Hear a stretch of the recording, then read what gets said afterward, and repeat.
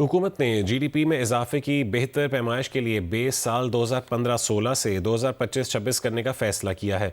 इसका क्या मतलब है और इसकी अहमियत क्या है, इस पर बात करते हैं। हमारे साथ फ़ोन लाइन पर मौजूद हैं महताब हैदर। महताब साहब, आज आपकी द न्यूज़ में इस खबर पर भी इस पर खबर भी शाया हुई है। बेस ईयर तब्दील करने के फैसले का क्या मतलब है और ये क्यों किया जाता है और इसकी अहमियत क्या है?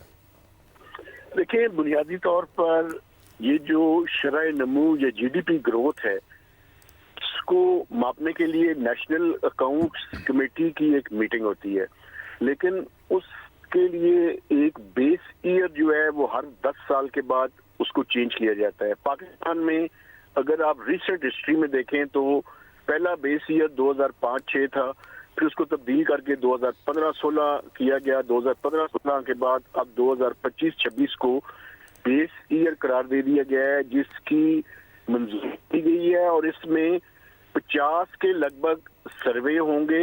और इस बेस ईयर में जो बुनियादी बात है वो ये की गई है कि 12 के करीब ऐसे सर्वे शामिल किए गए हैं कि जिसमें स्मॉल एंड मीडियम एंटरप्राइजेज जो हैं उनके अंदर जो होने वाली ग्रोथ है उसको सही तरह से कैप्चर किया जा सके।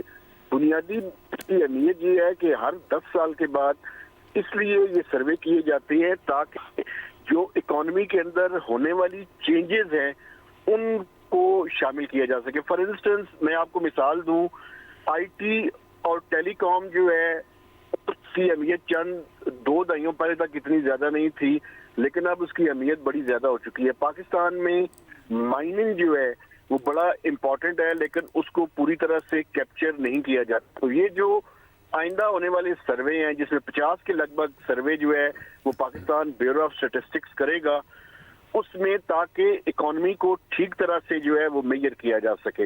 हमारा नया मुल्क है, वो इकोनॉमी को इन्फ्लेट करके बताते हैं।